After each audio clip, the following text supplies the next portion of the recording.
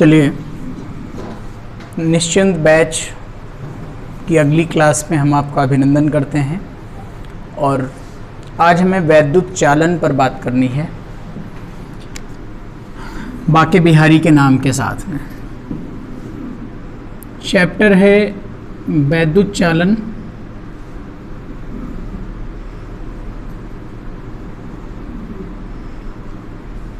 बोलते हैं इसे इलेक्ट्रिक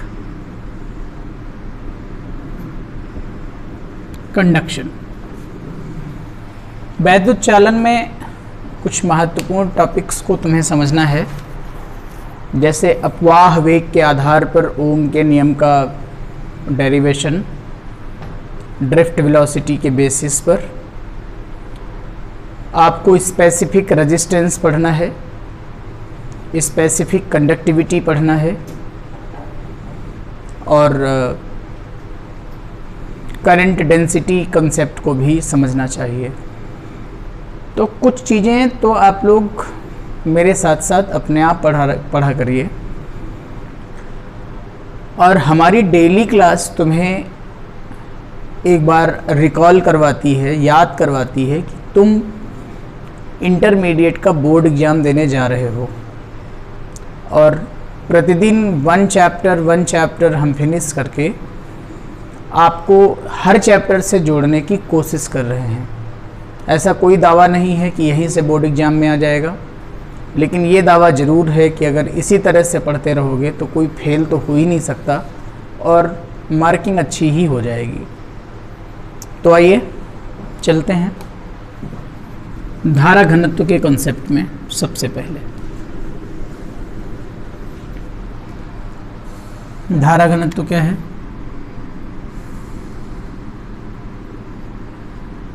धारा घनत्व इंग्लिश में इसको बोला जाता है करंट डेंसिटी। करंट डेंसिटी धारा घनत्व है किसी भी चालक तार के पर यूनिट एरिया के लंबवत अनुप्रस्थ काट के प्रति एकांक क्षेत्रफल के अभिलंबवत जो है, जो भी करंट गुजरता है उसे हम धारा घनत्व कहते हैं। ठीक है, उसको हम डिफाइन करते हैं जे से, और यह भी वेक्टर है I/A से आता है। अब हम ये जानते हैं कि I स्केलर क्वांटिटी है, I अदिश राशि है। तो अगर हम इसको कहीं लिखेंगे वेक्टर J और A, तो बीच में डॉट ही आना है। क्यों आना है? इसलिए आना है क्योंकि J और A मिल करके जब प्रोडक्ट बनाते हैं तो वो एक स्केलर क्वांटिटी बनाते हैं, वो एक अदिश राशि बनाते हैं। इसलिए इन दोनों के बीच में जो है डॉट प्रोडक्ट ही होगा, I बराबर J डॉट वेक्टर A। अगर J और A दोनों के बीच का एंगल थीटा है तो इसे लिखा जा सकता है JA cos थीटा। अगर दोनों सेम डायरेक्शन में हैं, जिधर एरिया है उधर ही करंट डेंसिटी है, तो JA cos 0 वो I आ जाएगा। और यहाँ के कंसेप्ट से ये समझ में आ रहा है कि करंट डेंसिटी और एरिया के परपेंडिकुलर, यानी धारा घनत्व और एरिया के लंबवत कोई भी करंट पास नहीं होता। ठीक है, तो ये है धारा घनत्व किसी चालक तार के अनुप्रस्थ काट के प्रति एकांक क्षेत्रफल के अभिलंबवत। यानी अगर कोई वायर है, उस वायर में यूं करंट जा रहा है तो उसका एरिया उसके अभिलंबवत होगा। प्रति एकांक क्षेत्रफल के अभिलंबवत गुजरने वाली धारा को धारा घनत्व कहते हैं। ठीक है ना? तो I बराबर J डॉट A। अगर यहाँ से हम इसका यूनिट निकालें तो इसका यूनिट I का एम्पियर होगा और A का मीटर स्क्वायर होगा। That means ampere per metre square. दूसरी चीज़ हमें यह समझ में आ रहा है कि ये जो करंट डेंसिटी I है, जिसे हम धारा घनत्व कहते हैं, यह सदिश राशि है। ठीक है, इट इज़ वेक्टर क्वांटिटी। ये vector quantity, it is not scalar, ठीक है।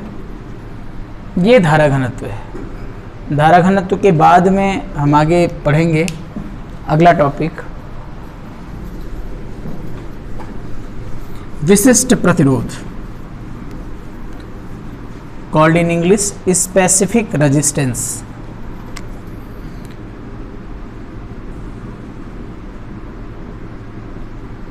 विशिष्ट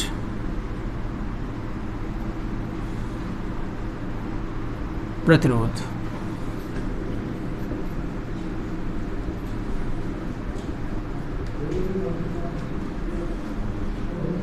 स्पेसिफिक रेजिस्टेंस, और इसे ही हम रेजिस्टिविटी बोलते हैं। यह भी आप ध्यान रखना, इसे हम रेजिस्टिविटी बोलते हैं।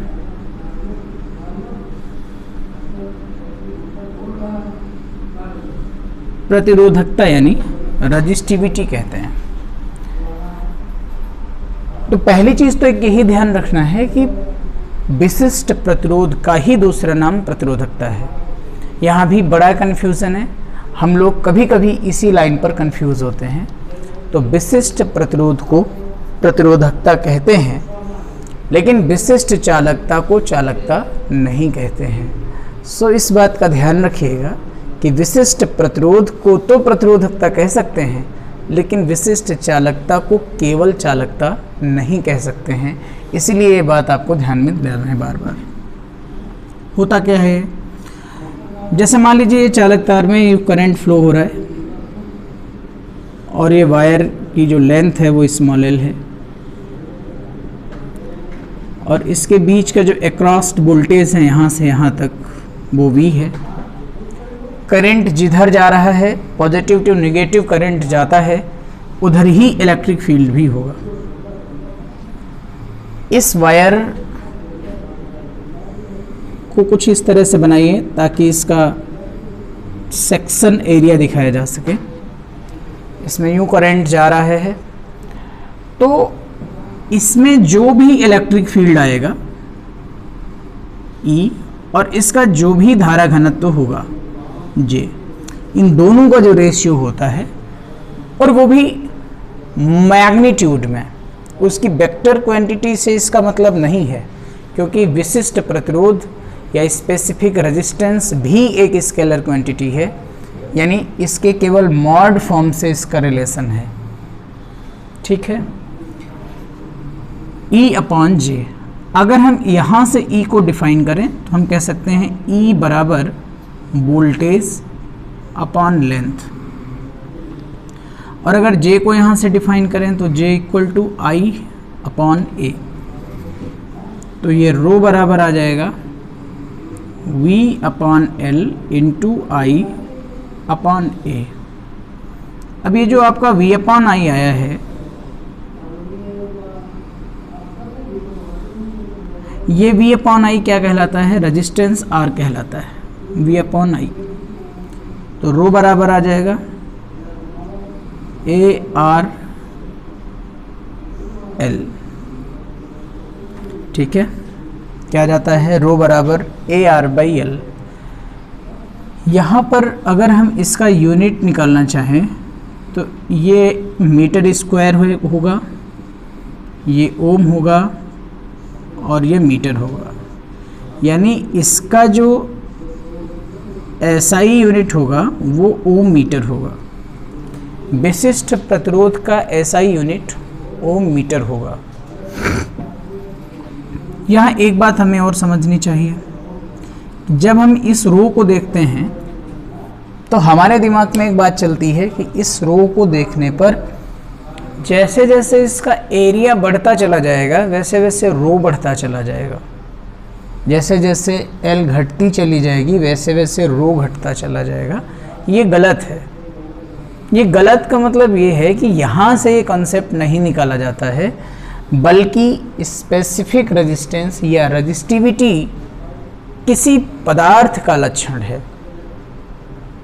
It is the property of matter, not of object. ये वस्तु का लक्षण नहीं है, यह पदार्थ का लक्षण है। पदार्थ के लक्षण से हमारा अभिप्राय है कि अगर आपने चांदी का गिलास बनाया है, चांदी का चम्मच बनाया है, चांदी की कटोरी बनाई है, तो गिलास, चम्मच और कटोरी से मतलब नहीं है, मतलब चांदी से है। और चांदी के लिए स्पेसिफिक रेजिस्टेंस फिक्स है। चांदी के लिए यह स्पेसिफिक रेजिस्टेंस फिक्स है। तो आप इस बात का ध्यान रखिएगा, ये पदार्थ का लक्षण है। जब तक इस स्टील को आप कॉपर नहीं बनाओगे, जब तक इस स्टील को आप चांदी नहीं बनाओगे, जब तक इस स्टील को आप सोना नहीं बनाओगे, तब तक रो रिमेन कांस्टेंट, तब तक रो रिमेन्स कांस्टेंट, तब तक ये कांस्टेंट ही बना रहेगा। ठीक है, और सब कुछ कम ज़्यादा हो जाएगा। लेकिन कॉपर है तो उस कॉपर की किसी भी ऑब्जेक्ट के लिए जब तक उसके टेम्परेचर या उसकी नेचुरल अरेंजमेंट के साथ छेड़छाड़ ना किया जाए, तब तक रो चेंज नहीं होगा। तो ये बात बहुत अच्छे से आपको समझ में आ गई होगी। अब इसी पर हम देखिए एक क्वेश्चन लेते हैं।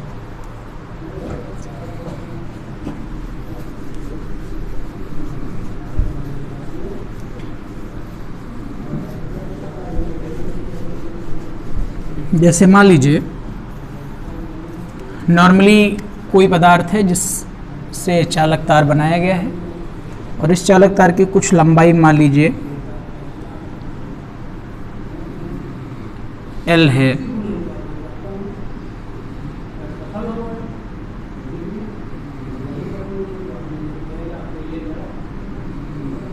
ये L वायर है, लेंथ L है, और इसको कोई बच्चा जो है बहुत या कोई भी व्यक्ति जो है एक्सपेरिमेंट कर रहा है, उसने इसको खींच दिया है, तो ऑब्वियसली ये बढ़ता चला जाएगा।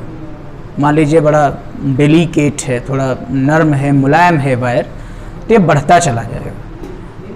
किसी ने इसको खींच के n गुना कर दिया है तो ये बढ़ जाएगा, n गुना बढ़ जाएगा, लेकिन उसके रिजल्ट में एक प्रभाव पड़ जाएगा कि ये वायर पतला हो जाएगा, ये वायर वीकर हो जाएगा, ये वायर बहुत मोटा नहीं बचेगा, तो ये वायर पतला हो जाएगा।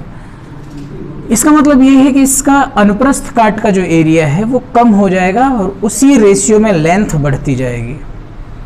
मतलब मैं ये कह दूं कि इसका इनिशियल रेजिस्टेंस R है, इसकी प्रारंभिक लंबाई L है, इसका इनिशियल एरिया A है, इसकी नई लंबाई पहले का n गुना हो जाती है, तो इसका नया एरिया पहले का 1/n गुना हो जाएगा।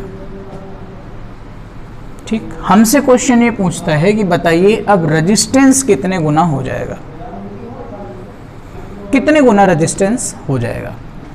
तो हम यहाँ से लगाते हैं रो बराबर AR/L। तो यहाँ से R बराबर निकल के आता है मेरे बच्चे रो L अपॉन A। ठीक है, हर दशा में आप ये देख रहे हैं कि रो फिक्स रहेगा क्योंकि पदार्थ वही था, सब कुछ बाकी चेंज हो रहा है। तो हम कर देंगे R1/R2 बराबर रो वही रहेगा, L की जगह पे L ही, A की जगह पे A ही, लेकिन दूसरी कंडीशन में रो L2 की जगह पे N गुणा L अपॉन A ऊपर जाएगा, इसकी जगह पे A/N, L से L कैंसिल, रो से रो, A से A, तो R2 बराबर आ जाएगा N² R1। यानी अगर किसी वायर को हम खींचकर 2 गुना कर दें तो उसका रेजिस्टेंस 4 गुना हो जाएगा। अगर किसी वायर को खींचकर हम 3 गुना उसकी लंबाई कर दें तो रेजिस्टेंस 9 गुना हो जाएगा। इससे ये पता चलता है हमें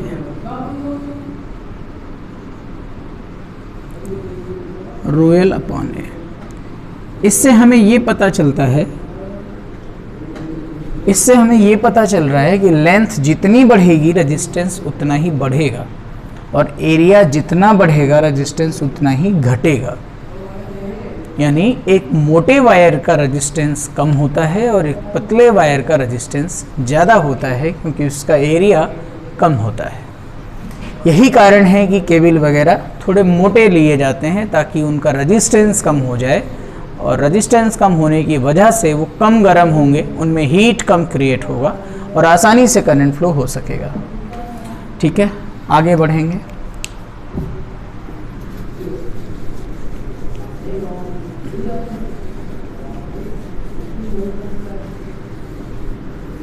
अगली बात है विशिष्ट चालकता।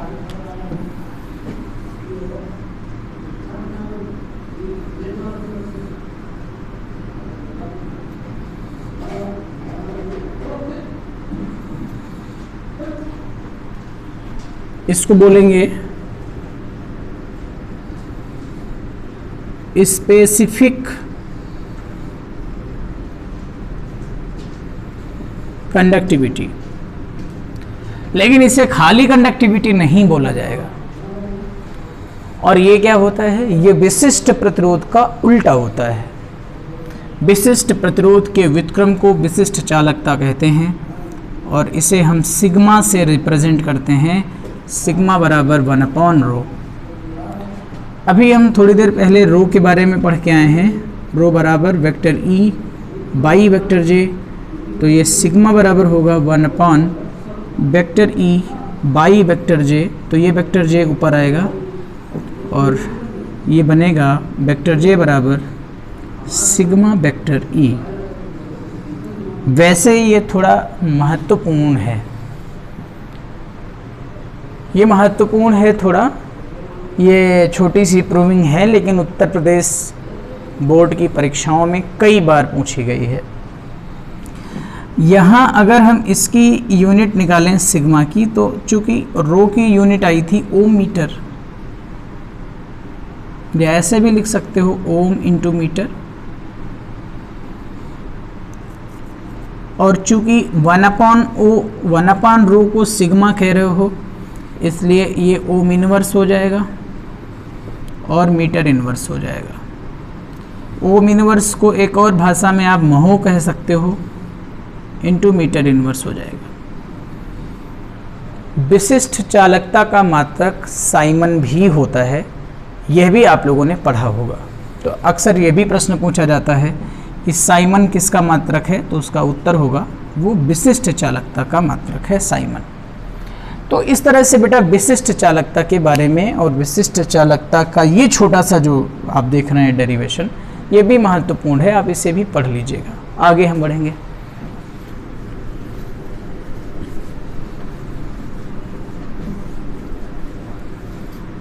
मान लीजिए किसी एक इलेक्ट्रॉन को इलेक्ट्रिक फील्ड में हम मूव कराएंगे और उसमें हम मैकेनिक्स लगाएंगे, न्यूटन मैकेनिक्स के थ्रू, इलेक्ट्रोस्टैटिक्स के रूल्स के थ्रू हम ये देखेंगे कि उस इलेक्ट्रॉन पर कितना एक्सीलरेशन क्रिएट होता है, कितना एक्सीलरेशन प्रोड्यूस होता है, कितना एक्सीलरेट होता है एक इलेक्ट्रॉन। देखिएगा ये वायर है,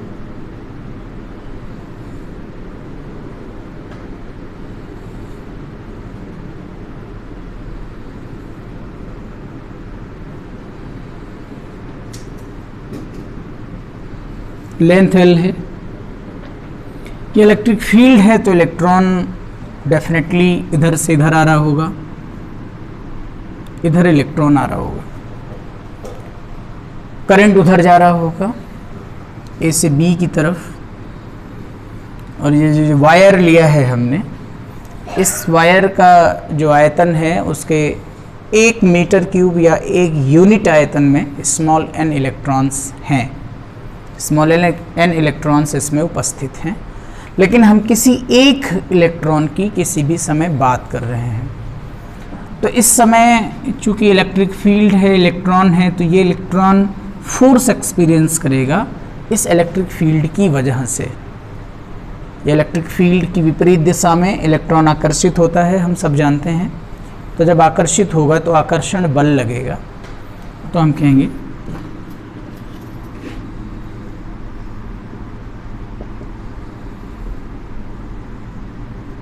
इलेक्ट्रॉन पर कार्यकारी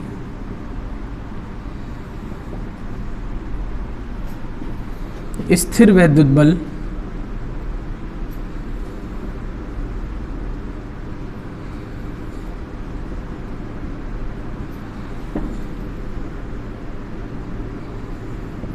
E बराबर F अपॉन Q की जगह E लिखा जा सकता है, तो मैग्नीट्यूड फॉर्म में F बराबर E आ जाएगा। वंस अगेन इस इलेक्ट्रिक फील्ड को आप कर सकते हैं, एक्सप्रेस कर सकते हैं इन टर्म्स ऑफ वोल्टेज। तो हम इसको कहेंगे E बराबर V अपॉन L। तो ये होगा E बराबर E V अपॉन L। अब देखिए सिंपली, चूँकि ये पहले जीरो रहा होगा, फिर इलेक्ट्रिक फील्ड आया होगा तो ये इलेक्ट्रॉन चलना शुरू हुआ होगा, तो इसकी वेलोसिटी तो बदली है, तो एक्सेलरेशन आया है। और न्यूटन ये कहते हैं कि mass into acceleration times force होता है। तो इस पर फोर्स क्या न्यूटन के अकॉर्डिंग कितना होगा, ma EV बटा L, तो ये आ जाएगा EV बटा ml। ये किसी एक इलेक्ट्रॉन पर कितना त्वरण उत्पन्न हुआ है वो उसका कैलकुलेशन है, A बराबर EV बटा ml। लेकिन चूंकि यहाँ तो बहुत इलेक्ट्रॉन हैं और हम सब जानते हैं कि ये कोलिजन करते हैं, टक्कर करते हैं, पास में जाते हैं, फिर आते हैं, और दो कंसीक्वेंट कोलिजन्स के बीच में जो टाइम होता है उसे हम क्रांतिकाल, रिलैक्सेशन टाइम कहते हैं, और जनरली से हम टाउ से रिप्रेजेंट करते हैं। तो एक नॉर्मली हम यहाँ पर इक्वेशन लगा सकते हैं, गति का फर्स्ट इक्वेशन लगा सकते हैं, तो first equation of motion v बराबर u प्लस at लगा सकते हैं, और पूरे सिस्टम में कितनी एवरेज स्पीड उत्पन्न हो रही है, क्योंकि अब एक्सीलरेशन सबका सेम डायरेक्शन में है, क्योंकि सब इलेक्ट्रिक फील्ड की अपोजिट डायरेक्शन में इलेक्ट्रॉन चलेंगे, तो जीरो होने का चांस नहीं है। और ऐसी दशा में हम इनकी एवरेज स्पीड, या जिसे हम अपवाह वेग या ड्रिफ्ट वेलोसिटी कहते हैं, वो कैलकुलेट कर सकते हैं। तो इसका हम औसत वेग निकालेंगे, या अनुगमन वेग या अपवाह वेग, जो भी हम कह लें। अपवाह वेग Vd बराबर U1 plus a tau U2 plus a tau dot dot dot UN plus a tau बटा स्मॉल n। तो इसको हम दो भागों में लिख सकते हैं। Vd equals to U1 plus U2 dot dot UN by n plus a tau को आप n बार जोड़ेंगे तो that will be n a tau. तो ये n a टाउ होगा बटा n, ये कैंसिल होगा। हम सब जानते हैं कि स्टार्टिंग में जब यहाँ कोई इलेक्ट्रिक फील्ड नहीं है तो इलेक्ट्रॉन कोई रेस्ट में नहीं है। In that condition electrons are moving here and there but not in the proper direction. That's why the average speed, the average initial speed of the electrons is 0. उस स्थिति में इलेक्ट्रॉनों की जो एवरेज स्पीड है वो 0 होती है, इसलिए ये एक्सप्रेशन आपका 0 होगा, क्योंकि ऐसी दशा में इलेक्ट्रॉन्स अलाइंड नहीं है, इलेक्ट्रॉन्स किसी इलेक्ट्रिक फील्ड से मोटिवेटेड नहीं है जो एक ही डायरेक्शन में चलेंगे। इस स्थिति में electrons are free to go here and there, electrons स्वतंत्र हैं यहां से वहां जाने के लिए। In this condition electrons are not motivated, electrons are not aligned. Electrons aligned नहीं है, इलेक्ट्रॉन्स मोटिवेटेड नहीं है, इसलिए ये स्पीड का जो एवरेज होता है वो एक इलेक्ट्रॉन की 0 नहीं है, लेकिन अगर सबको जोड़ के एवरेज निकालेंगे तो 0 आ जाएगा। तो यहां से Vd बराबर मेरे बच्चे आएगा a टाउ, और यहां अगर हम a की वैल्यू रख दें तो EV बटा ml इंटू टाउ, ये अपवाह वेग का एक्सप्रेशन हो गया। यहाँ पे वैसे आप एक चीज़ देख रहे हैं कि Vd proportional to capital V है, यानी जैसे जैसे वोल्टेज बढ़ेगा वैसे वैसे ड्रिफ्ट वेलोसिटी बढ़ेगी। ये गलत है। Drift velocity is not driven by voltage. Drift velocity is independent with applied voltage. जो भी सिस्टम में आपने वोल्टेज अप्लाई किया है उससे ये ड्रिफ्ट वेलोसिटी फ्री होती है. So you can write here V D बराबर ई वी बटा एम एल. ये आगे जो हम समझा रहे हैं ये आगे किसी ऑब्जेक्टिव में आपकी मदद करेगा अगर आप लेक्चर को ध्यान से सुन रहे होंगे तो. इस तरह से यह डेरिवेशन इतना समझ में आया. तो कभी कभी ये पूछा जाता है कि ड्रिफ्ट वेलोसिटी और क्रांतिकाल और वोल्टेज के बीच में कैसा संबंध होता है. तो वी डी बराबर ई वी बटा एम एल टाउ संबंध होता है और इस संबंध को आप सभी लोग याद रखेंगे. अब आपको पहले सिखाया गया है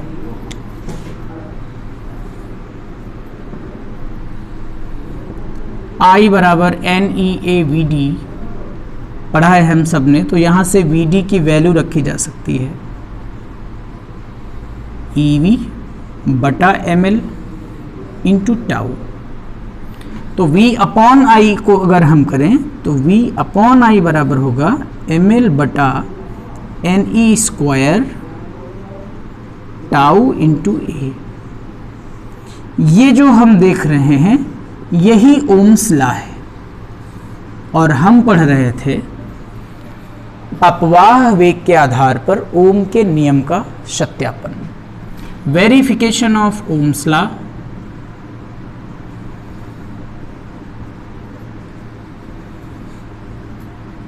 bye drift velocity theory. Drift velocity theory. Drift velocity theory के आधार पर हम ओम के नियम का डेरिवेशन पढ़ रहे थे. v upon I equal to M L upon N square tau है. ये डेरिवेशन भी बोर्ड एग्जाम के लिए बहुत महत्व रखता है और बहुत धीरे से हमने इसको समझाने की कोशिश करी है. उम्मीद करते हैं कि आपको समझ में आ गया होगा.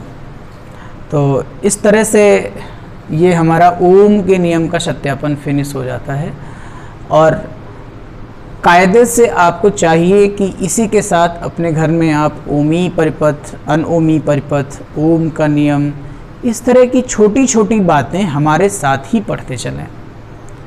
तो आज की क्लास को हम यहीं तक रखेंगे. थोड़ी सी थ्योरी कंटिन्यू होगी अगली क्लास में. तब तक के लिए आप डेस्टिनेशन कोचिंग की तरफ से शुरू की गई एक अनूठी पहल के साथ कक्षा 12 बोर्ड एग्ज़ाम की तैयारी करते रहिए. हम सब पर आप बच्चे और आप सब के माता पिता वरद हस्त और आशीर्वाद बनाए रखें ताकि हम लगातार अपनी टीम के साथ आप सबके लिए बेहतर करते रहें. चैनल को यश की प्राप्ति हेतु, क्षेत्र की सफलता हेतु, हमारी टीम की सफलता हेतु, उत्साहवर्धन हेतु आप दूर दूर तक इसे भेजते रहें. आप सबका सहयोग मेरे लिए प्रेरणादायक है. बहुत बहुत धन्यवाद. Thank you so much.